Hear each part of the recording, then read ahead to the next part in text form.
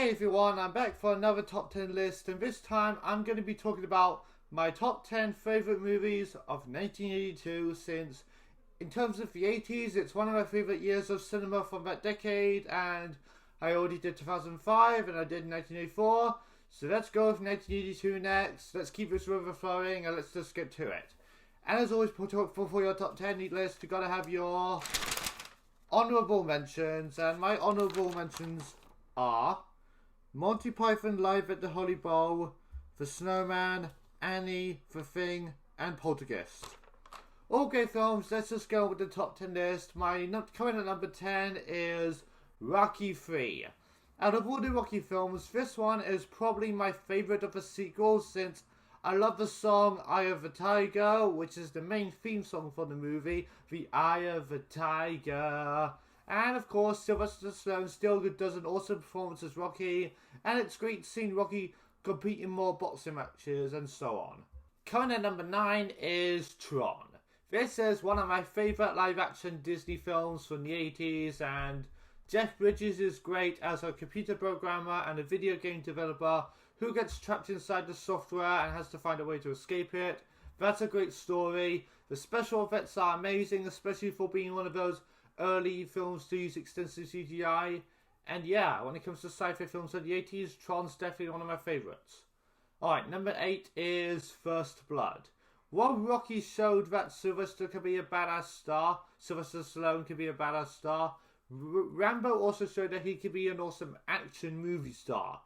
This is one of my favourite Sylvester Stallone movies, since I enjoy its engaging story.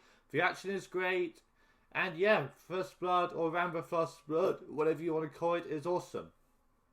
Alright, number 7 is Conan the Barbarian.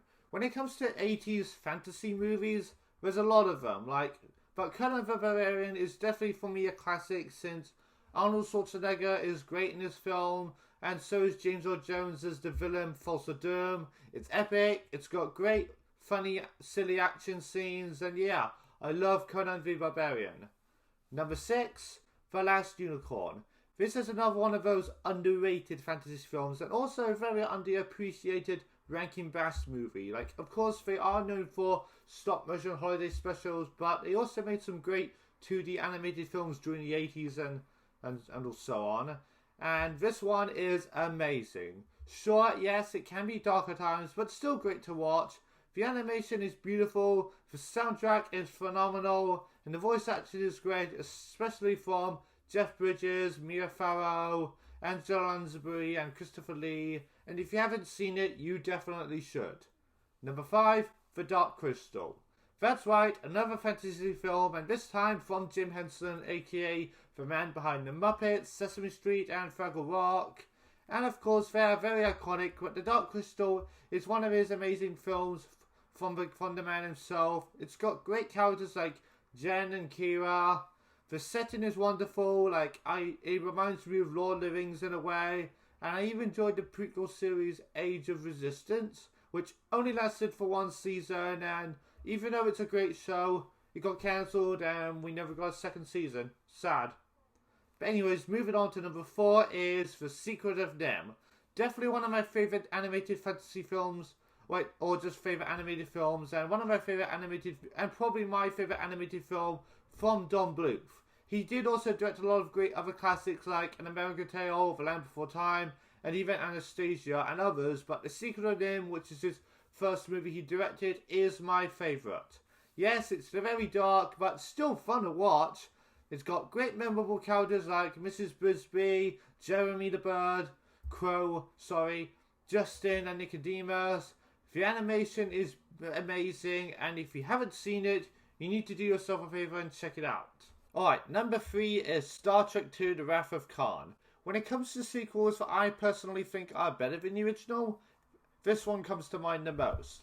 I enjoyed the first Star Trek movie, but The Wrath of Khan is a lot better, especially with its stronger story, its villain Khan who is memorable, and what else can be said? It's the best of the original Star Trek movies, for me. And alright, number 2 is Blade Runner.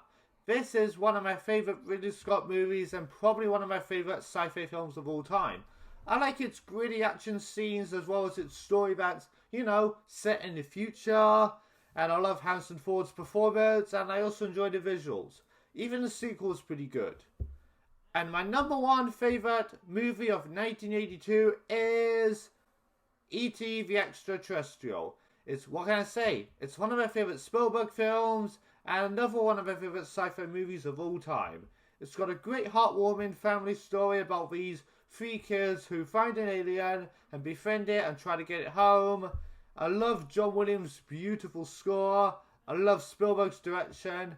And what else can be said that hasn't been said about E.T.? Everyone knows I love E.T., but that's all I need to say. So yeah, those are my top 10 favourite movies of 1982. What are your favourite movies of 1982? Tell me down in the comments, and as always, thank you all for watching, and skadoosh.